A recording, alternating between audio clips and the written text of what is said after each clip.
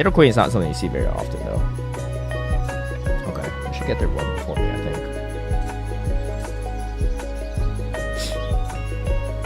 Okay, it's not too bad.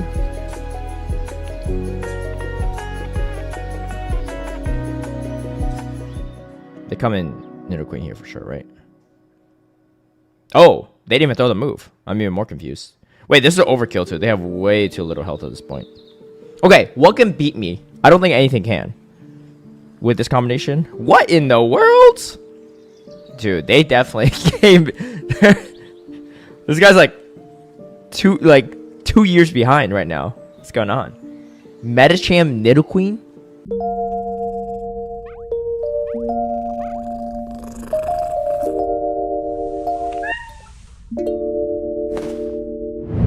Hey everyone, I hope you're doing well. Today I'll be covering a final team for this season before Skarmory gets nerfed.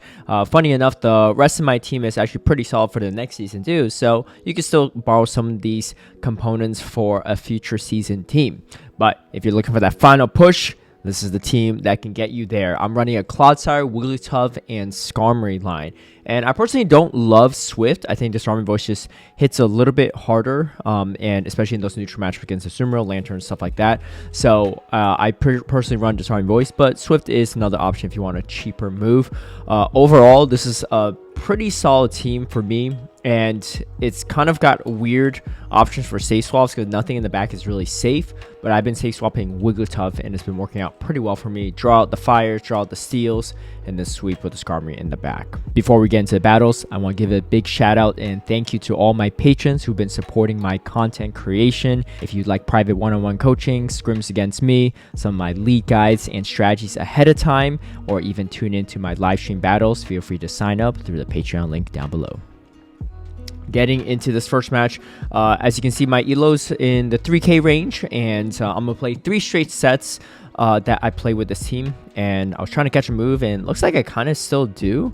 Not sure. No, they go body slam, so they were just going for the chip damage before swapping over, which is fine because taking any of the damage and the entry off the Dragonair is going to be pretty solid for me. Unfortunately, I don't get to move, so really good calculation from the opponent if they did plan for all that. That being said, in a decently positive matchup here, so going to just farm up a little extra before throwing here. I could get the full mud shot down, which is it better, or if I should just throw in the Earthquake? I think it's probably better, but hard to say. And I go for the Seal Wing down actually, and we draw out a Lickitung, which is nice because Skarmory is going to have a decently positive matchup, but the lick damage does add up quite a bit. But yeah, overall, this team has felt really strong to me. I think there's a lot of times you have a lot of play into the current meta.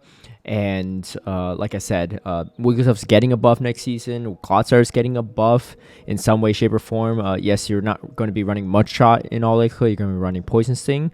But it's currently top of the rankings on the speculative rankings for next season. So, yeah, I mean, feel free to keep trying this team in the future as well. I probably might do it myself a little bit. And you can see all this energy is going to come in pretty handy here. I just need to get to one last Stone Edge, and we managed to do it. So, overall, really good start to this set. And like I said, these are just 3 straight sets I record. And as we go into this next battle here, Clodsire is going to be able to beat Lickitung in neutrals, but I like to try and chip it down a little bit, come out with a little bit extra farm, and see what we can do, just because we already saw what happens with Skarmory into it. And this is kind of an interesting swap because this is not really a matchup that Gligar wins. And this is pretty good because I know that I have a lot of utility coming into whatever comes in next. Because if they had a Skarmory, they would have came in already. So for me, this is worth the double shield. Even if they bait me twice, I know they don't get to another dig in time. And here it is. Oh my goodness, kitty. This is a good matchup. Ain't nothing worth crying about. Okay, so we have the Lickitung here, and the main thing is I'm actually going to save the Wigglytuff for later in case there's a better matchup for it, because this is not a great match for Lickitung, so I'm thinking maybe they have a fighter in the back, a dragon in the back, something like that. But let's see what happens here, and it is going to be a fighter as expected, and we're going to go straight for the Earthquake. I just need to grab shields at this point, and I should be good. Skarmory can definitely clean up. Shields down. Oh my goodness. Maybe just turn around a little bit. She might not like it, be a little camera shy. But I have the Skarmory voice ready, so that should be plenty. And yeah, we go for the common play. No Skarmory needed for this game. Wigglytuff in general, I think, is really strong in this current meta, mainly because a lot of teams only have one answer to it, if any, and if they don't have a single answer, then you have something like that happen, which is pretty good. Oh, alright. My protesting kitty. Let's rock you a little bit. We get a Gligar in the lead, which is not great. There's not a lot of hard things that hard beat the Clodsire, though, so that's what I think is actually pretty strong. Not only in Show 6, but also in Go Battle League, as you can see here, because it just has a lot of coverage against things. The only Pokemon that completely walls it off is going to be Chestnut and Virizion, but Virizion's not eligible in Great League, and Chestnut's pretty much non-existent, so you should be good in those areas. And unfortunately, I don't get the full charm down here, so a little bit unfortunate for me. But I do bring in the Skarmory, and you can see this whole team is actually very strong into Clodsire, even though nothing walls it off. Everything has positive matchups against it. I'm gonna shield the Scald because probably the most impactful shield I can have.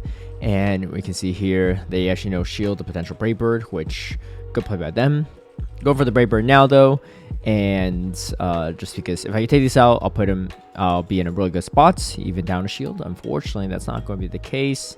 And yeah, here comes Gligar. So not so good for me here, but my only win condition here at this point is a leave with a Brave Bird ready on my Skarmory, and then be able to throw it at the Whiscash. Or if I take out this Gligar, that's fine too. But a good timing on their end to recognize that I got to the next move. So we don't win this matchup, and my only hope is that they don't have a Scald loaded already, because I think I might be able to survive Mud Bomb, but definitely not Scald. So I can't really afford to throw any of this energy. Go for the hard aggressive farm down, and they got the move. So a little bit unfortunate, but in those situations, you know, when your Clodsire really has nowhere to go, it's going to be definitely a harder matchup for sure. Not unwinnable, but definitely on the harder side, and really good shield calls by them as well. Just similar to Dragonair, I'm trying to catch the potential Aqua Tail. They don't swap, and this is probably the worst case scenario matchup because you end up getting the Skarmory locked onto the Wigglytuff, but that's okay. I'm going to throw the Icy Wind to potentially get to another one or force them to throw. So we get to double Icy Wind, which is quite nice. And I think they just let this go too, and just barely surviving there. I actually think I come in here with Skarmory. It just absorbs all this energy. It's resisted. It's double debuffed as well. So it's going to be pretty solid for me. I don't have switch advantage anyway, so it's not the worst case scenario. And as you can see, we draw out the Umbreon, which is quite nice. So it's kind of one of those things where, yes, showing a third is not ideal at times, but in this situation, it's not too bad because I get to the Brave Bird. I could Brave Bird and debuff and swap out still. Do you want to go? Okay, she's gonna go. She's gonna go. She is a big protester right now. Anyway, maybe she doesn't like the Bastion nerves. I particularly don't, but that's okay. And we are taken out by the Goodra, but I have a shield advantage still on my Skarmory. And at this point in time, I'm thinking most of the times people aren't going to shield the first move, especially on something this bulky, so not going to expect me to debuff myself. So I'm actually going to go for the Brave Bird. Expecting it to go through, and it does land, which is actually massive for me, because now I can just shield up, and I know they can't really snarl me down even when debuffed, and so the Seal Wing damage is going to get it. Yeah. All right, and then going into this fifth game of this set, we have a Nidoqueen, and something you don't see super often. Looks like this player is still trying to hit Legend as well, so pretty impressive climb to get to even close to Legend with Nidoqueen. I think it's particularly hard to run in this meta, but something's working for sure. That being said, overall, it's not a bad matchup because, yeah, Clodsire is able to outpace here. And the Mud Shot damage is much better than the Poison Jab damage. And I could definitely tank Earth Power. It's just not comfortable. But they do go for the bait. And because with the bait, it becomes a little bit harder. So I'm going to have to try to catch an Earthquake. And it looks like we do. Which is definitely really solid for me. They're going to farm a little bit more energy. This is a lot of energy, though, for my Skarmory, which is quite nice. And I think I'm going to go for the Sky Attack Brave Bird combination. Just because, yeah, I can get to it. And it's probably the best optimal way to maximize my health remaining. Unfortunately, the Azumarill does not go down quite yet. So let's see what they do. I think I'm going to come in with Wigglytuff. Yeah, my play is I was going to catch a potential Poison Fang, but I actually end up swapping before and throwing move before they do anything. And I could have thrown Stone Edge, but just want to be for sure. And they have a Medicham in the back. So this player is definitely playing a little bit old meta for sure. But that being said, again, pretty impressive they're climbing this far, running a Medicham and a Nidoqueen. Both have been decently nerfed over the past 2 years, I should say. But yeah, Psychic, not going to be enough, and then we could Charm down. And as you can see, we go 4-1 in that first set. So overall, pretty good. As you see, I'm climbing, so up to the 3100s at this point in time. A lot of these matches actually end up kind of like this from what I noticed. So pretty good matchup for me. I'm definitely going to stay in here.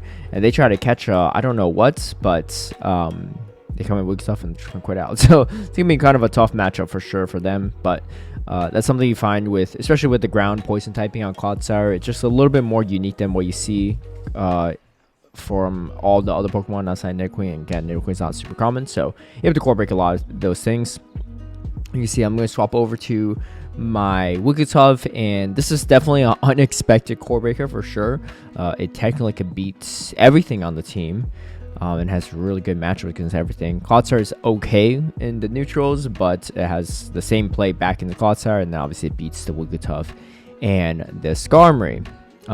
That being said, they do go for the Earthquake, which is good because we end up shielding, but kind of need all the damage I can get. And they swap over, and I swap over on the Clodsire too, so I end up catching a Play Rough, which is kind of nice. And I think I could take an Ice Beam, but I haven't seen their second move, so if it's not Ice Beam, well, at this point I don't know if I can even take the Ice Beam, but they're definitely not going to throw Play Rough again. Ends up throwing Hydro Pump. A lot of damage.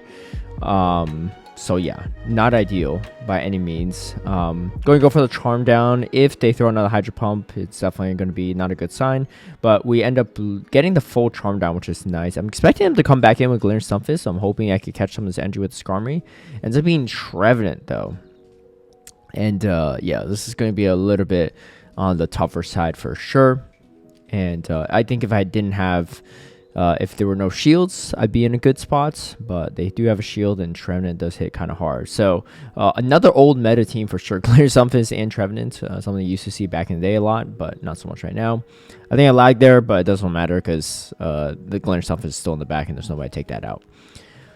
All right, Water Gun Lanturn is definitely going to be a core breaker for this team. So you unfortunately have to just stay in. Still have a lot of play though, and I find that most typically do shield that potential Earthquake, so I usually go for the bait. And you could take a Surf, so allows me to get off another move, so potentially get both moves off. I do have to shield a second Surf though, so good timing on their end, because it would have been a charge check priority if I no shielded. But I guess it doesn't really matter if you end of this. I was going to shield either way to get that move off. And we're going to try to get the Charm down. We'll see what we can do here. It's going to do a decent amount of damage. Well, my hope is that because they have a Lanturn in the lead, they're going to be pretty weak to Skarmory in the back. And this is going to be one way to set that up for sure. We'll go for the Sky Attack. I don't want to take too much damage from the Charm. And if I can avoid an Icy Wind debuff, that'd be good. But unfortunately, I don't avoid that. So a little bit yikes. But we'll see what we can do here. One Brave Bird should be enough. And I do get it off before the Surf comes through. But this Icy Wind debuff could hurt me. It does. And I get Water Gun down all the way. Oh, but they have a Gligar in the back though, which is really nice for me. But again, as you can see, Skarmory very, very strong into the back line because they have that Lanturn in the lead, right? So anytime you see these core breakers, you kind of just stay in and hope that your second Pokemon in the back that's also weak to the lead can sweep. And typically that is what's going to happen. Kind of how the coverage works in many respects. We run to Skarmory in the lead, and this is kind of not ideal, but I can still do a decent amount of damage. Like I said, not too much walls off Clodsire's movesets, so that's why I really like it, particularly in this current meta, and it seems like it's going to be even better next meta for sure. Gligar nerf, Skarmory nerf, not much can resist all the movesets on Clodsire at that point. Oh, I said the only thing that resists movesets is the Chestnut, but I guess no, Skarmory is actually neutral. What am I talking about? Okay. Anyway, we get the Lickitung, in this matchup here, and I go for the Brave Bird, and now I could Charm down. But I'm partially thinking maybe it's better for me to actually just stay in and just Steel Wing down. Might be a kind of a crucial mistake, because getting this full Charm down is going to be kind of hard. I do have the shield, and I get energy here. But again, this might not be ideal for me. Let's see what they have in the back. Ends up being an Annihilate. Going to go for the debuff here to survive some more counters. I'm expecting him to shield, and this Savage just chooses not to shield a potential Disarming Voice, which is kind of nuts. So at this point in time, I just have to no shield potential Night Slash, which is what it is, and then go for the Steel Wing down, and we're one Steel Wing short. So slight misplay by me, but also a really good call by my opponent there. I think the better play is probably just go for the Brave Bird, and then yeah. Anyway, that was one of those games where they just kind of top left right away. So we'll take the easy win there to close out the 3-2 sets, and we go into our final set here. A lot of our losses have been winnable, I would say. So again, those are always good signs, because any misplays are always good, because that means that the team is still solid and just my own fault, which means that with better play, you can pull off those wins that I cannot. That being said, we see another Medicham. I don't know what's going on. This is the second Medicham I think I've seen in 3 sets, which is kind of nuts. Sometimes this player is definitely like already hitting Legend, just trying out random stuff. But we did see that Nidoqueen Medicham team earlier from someone that was just about to hit Legend. So, hey, if it works, it works. Okay, we see the the Poliwrath here actually going straight for Power Punch. So definitely going to be better for me, because no debuff, but also don't have to worry about even shielding potential Scalds. And here comes another Power Punch, so definitely a bait, but I was anticipating a potential Icy Wind. It's going to do a lot of damage. However, because I'm up a shield, I'm in a pretty comfortable spot. Even if they bait me again, I know they don't get to Icy Wind in time. And now they do go for the Icy Wind. Definitely solid to go for that debuff. Recognize that they're going to get outpaced, see what they could do. And able to get the one shot down pretty much. They swap out last second. Recognize that they can't get to the move, but a little bit too late here, and we're going to finish it off with Skarmory. All right. Fantastic lead for us in that game. Even better lead here. Shadow Magnezone is definitely very strong to that backline. So we're going to see what we can do. At this point in time, I'm going to take the Surf, mainly because I want to chip down this Jellicent to make my backline matchup easier. And also on top of that, I don't really care about the Surf damage, because there's nothing that the Magnezone is going to throw at me that could take me out, even if I took the Surf damage. So I'd rather just guarantee that I could win this counter swap matchup, right? Because if they had 3 Surfs, it gets kind of weird. And I don't really want to have to shield if I don't need to. We have energy for the Magnezone as well, which is nice too. Just some further chip damage. As you can see, the Disarming Voice actually does a decent amount even for neutral. No point really throwing Icy Wind there, because even if they throw a move, it's not a big deal. Most will probably swap out anyway, even if they get to it. As you can see, they still swap out even though they're not debuffed. And this is just unfortunately a very hard counter matchup in the back end for my opponents. Not much they can do to win this one. Definitely an interesting team though, for sure. But yeah, we're going to take this one, and they're going to concede. Vigoroth, very strong in this current meta. Whole team is very, very strong into it, or has played into it, I should say. Nothing really hard counters Vigoroth, but Vigoroth doesn't have a lot of places to go either. I'm going to go straight for the hard-hitting move and see what we can do here. Probably just going to preserve the Clodsire as much as possible. So I think I swap out here. Yeah, I'm going to swap out. Mainly because if they do have a fire type in the back, you need to just draw it out. I don't think we've seen any fire type, because it's definitely on the more rare side. But we do draw out the Charjabug, which is fantastic for me, because it makes the matchup a little bit easier for my Skarmory in the back. And I'm just going to overfarm a little bit at this point, because nothing they throw is going to be even neutral. I'm just going to maximize my energy here. You can see Siri popping up. I don't know what they're trying to do, but that's okay.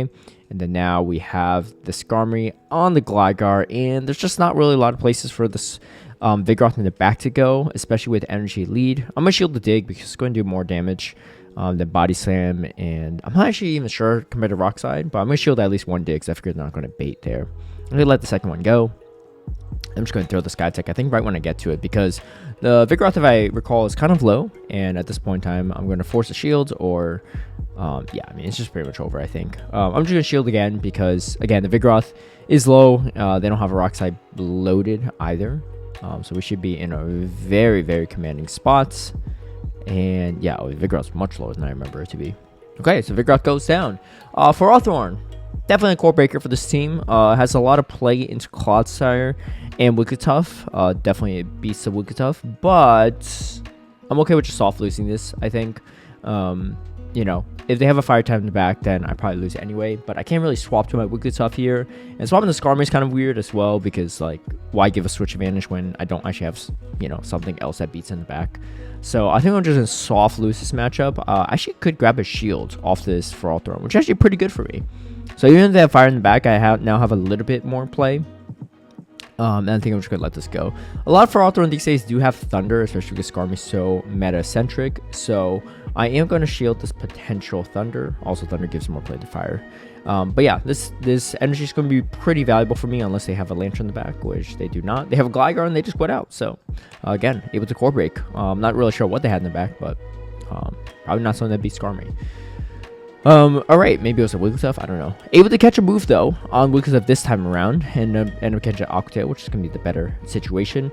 And I believe this is the 5th and final game of the set. So, we do finally see ourselves a Bastiodon. In this situation, I could have thrown Icy Wind a little sooner, but it's actually better for me to wait longer to throw it, so that they get less energy off of me, and I still get the double debuff. So I kind of, I mean, I don't know if I meant to time it this well, but it worked out perfectly, because I just get off 2 Icy Winds. You can see my opponent is going to play it smart and not give me too much energy on the Bastion. So good call for just, you know, let me whittle them down a little bit. And then, yeah, this is kind of one of those moments where maybe I should swap that with the energy. I'm not really sure. I try to catch a Grass Knot, but end up not happening. However, we do get the matchup we want. However, they're also saving their Bastion. So really good, smart play by them, because if the Bastion's gone, then the Cresselia and the Dragonair are just going to lose to Skarmory. I'm going to go for the Sky Attack. I want to just wait as long as possible to get as much energy as possible, but on top of that, also avoid the Bastion locking my Skarmory into a matchup longer than it has to be. You can see Switch Timers are coming up soon, and I'm going to go for a Brave Bird after Seal Wing and just swap out and see what we can do. And now we get to this matchup. I'm probably just going to Stone Edge. There's almost no way they don't shield at this point, because they need to get rid of my Clodsire. And one Stone Edge might almost take out the Dragonair anyway. Get to another one, but I think I have to shield this Clodsire, because I need every chip damage I can get against the Bastion. I also need to draw the energy away. I need them to throw the Flamethrower so that I could potentially get to another move. It's definitely going to be kind of close. So very uncomfortable matchup, unfortunately, for me in this back end. But you can see my Clodsire just getting to one more Stone Edge. Do we have enough to take it out? Ooh, going to be super close. Bastion does throw his entry. I need to survive the Smackdowns to get to another Brave Bird. Can we do it? Actually, I get for the Sky Attack, which should be enough, though. I was not expecting this, but we managed to pull it off. So even if you get Bastion locked in Wigglytuff, no problem. 5-0 for the reward for this final set. And as you can see, climbing all the way to 3200s. This is a good team to push for that final climb. If you're up on the steps of Legend, Expert, Veteran, or whatever your next rank is, or even the leaderboards, give this team a shot. It's really, really strong. If it doesn't work out, you could come and comment later on how you just lost 20 games in a row. If you like this video, feel free to give a like and subscribe. Hit that notification bell to get alerted right when I post a new video. And we'll see you all in the new season. Until then, have a good one. Bye.